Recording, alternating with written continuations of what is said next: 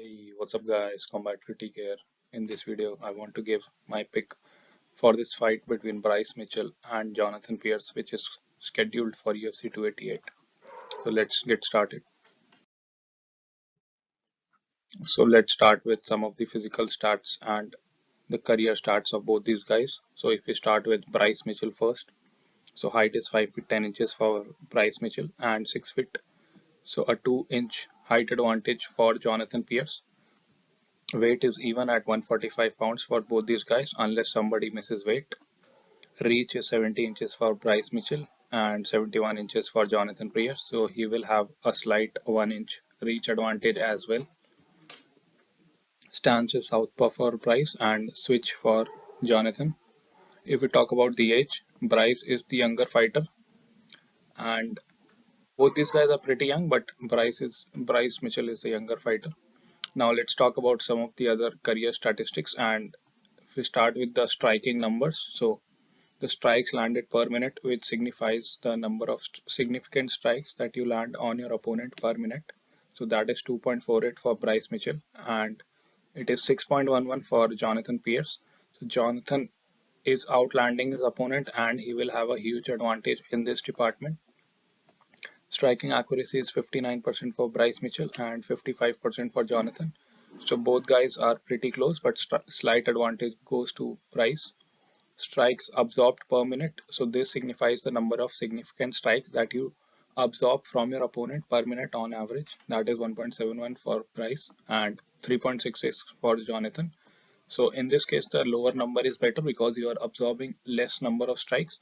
So again, Bryce will have an advantage in this department. Striking defense is 57% for Bryce and 55% for Jonathan. So again, a slight advantage goes to Bryce. However, keep in mind that these striking numbers are not really, reflecting the striking skills of Bryce because he doesn't really strike much. He only strikes to, find an opening to shoot for a takedown. He is a grappler and we have not seen him strike a lot, and his striking, I don't think it's on the level as of Jonathan Pearce. I think Jonathan is the better striker. However, these stats will make you believe that Bryce is the better striker. Now let's talk about the grappling, submission and wrestling numbers. So takedown average is 3.26 for Bryce and 5.74 for Jonathan. So Jonathan surprisingly has an advantage in the takedown department as well. Takedown accuracy is 44% for Bryce and 56% for Jonathan Pearce. So he is getting more takedowns compared to Bryce. For every 100 takedowns they both shoot. Now takedown defense is 33% for Bryce and 59% for Jonathan. So again, Jonathan has an advantage in this as well. Submission average 1.7 for Bryce and zero point 0.8 for Jonathan. So we know Bryce is a submission expert and this is his forte. So in the submission department, Bryce has an advantage. However, all the other three numbers, takedown average, takedown accuracy and takedown defense, Jonathan has an advantage in all of those. If we talk about the records of these two guys, starting with Bryce, he has 16 fights, 15 wins and just one loss, which came to Ilia Topuria in his last fight. 9 of his wins by submission, 6 of them have come via decision. So he is really a submission guy, and if he does not get a submission, then it goes to a decision and he wins the decision. He has never lost any decision. The one that loss that he has came in his last fight against Ilia Topuria. That was via submission. If we talk about Jonathan Pearce, he has 18 matches, 14 wins and 4 losses. Out of these 14 wins, he has 9 by knockout, 2 by submission and 3 by decision. So this guy is mostly winning his fights by knockout. And if we talk about the 4 losses, he has one by knockout. This came in his. This is the most recent loss on his resume that came against Joe Lawson back in 2019. And by submission, he has lost twice, and by decision once. So overall, we see that this guy has the submission advantage, and that is reflected in his record as well. He has 9 wins by submission, whereas Jonathan is really a knockout guy. However, he also has the better takedown defense, takedown average and takedown accuracy. Let's move on to the next, and let's look at some of the past performances of these two fighters. So starting with Bryce, in his last fight, he lost to Ilya Topuria via arm triangle choke, and this is the first loss of Bryce Mitchell's career. He was undefeated before this. This happened in December of last year in the second round. Ilya was also doing good on the ground and he knocked down Bryce Mitchell. So Bryce really got outclassed on the feet and on the ground, got submitted. Edson Barboza, before that, he won via unanimous decision, really showed his wrestling and smothered Edson for 3 rounds, won a clear cut unanimous decision against Edson Barboza. Before that, he beat Andre Fili via unanimous decision. This was in 2020, so he took a long break in between these two fights. This was a 3 round fight. Before that, he beat Charles Rosa via unanimous decision, again 3 rounder. And he finished Matt Sales via submission twister. This is his only finish in the UFC. This man has not finished a lot of guys in the UFC. As you can see, these are all decision wins. This is the only submission via twister that he got back in December of 2019 in the first round that really, made him famous in the UFC. And before that, another two decision wins. So this man is really going to decisions in the UFC. The only finish he has was back in 2019. That was a twister. So this man, even though he has the grappling BJJ pedigree, he is not able to submit guys on the feet. He'll rather win like he won against Edson Barboza, which is taking you down over and over and winning via points. Now let's talk about Jonathan.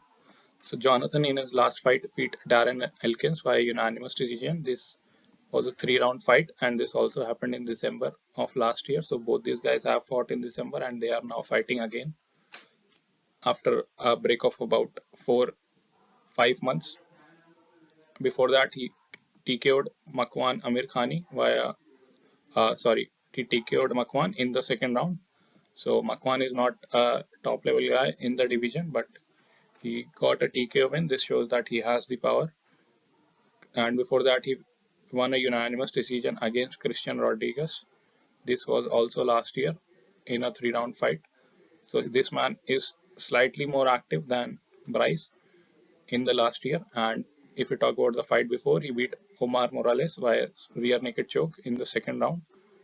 And before that, he beat Kai Kamaka via TKO in the second round. And before that, he lost. The only TKO loss of his career came against Joe Lawson back in 2019. This was in the first round. And before that, he TKO'd Jacob Rosales. I think this was his first fight in the UFC. Sorry, in the Dana White's Contender Series. This is what made him get the UFC contract. This was a 3rd round TKO finish. So this man is able to win via TKOs, via rear naked chokes, and more TKOs, and again a TKO over here. So he has, I think, better ability to finish fights. And in the previous slide, we saw that this man has the advantage in the takedown defense, takedown accuracy, those numbers. The only thing where he lacks is the submission average. I think if the fight stays standing, then Jonathan will have an advantage. He is the taller fighter. He has 2-inch height advantage and 1-inch reach advantage. Also, he is able to TKO guy. Bryce has never TKO'd anybody in his professional career. I don't think he has the power to do it, nor is he technically skilled enough to, TKO somebody. His striking is pretty basic and it just allows him for, shooting a takedown. That's it. Very basic striking from Bryce. I think Jonathan has much better striking. So if the fight remains on the feet, I think Jonathan will win.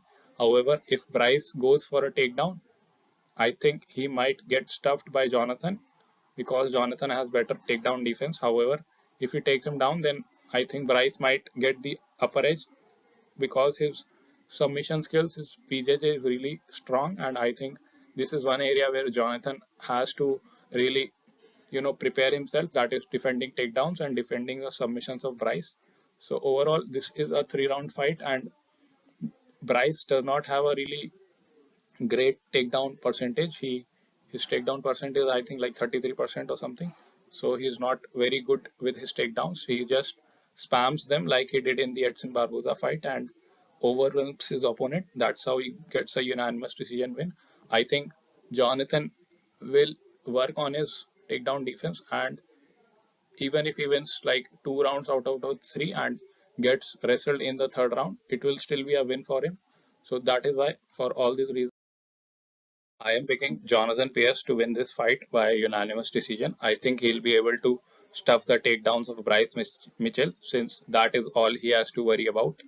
Bryce's striking is not on that level where he will TKO a guy like Jonathan. So Jonathan really has to prepare for takedowns in his training camp. I think he'll do that and he'll stuff Bryce's takedown. In the striking, I think Jonathan will have an advantage. He has the height reach advantage. Also, I think he's a much better striker. He has power in his striking. Bryce does not have that. So that is why I'm picking Jonathan Pearce to win this fight via unanimous decision.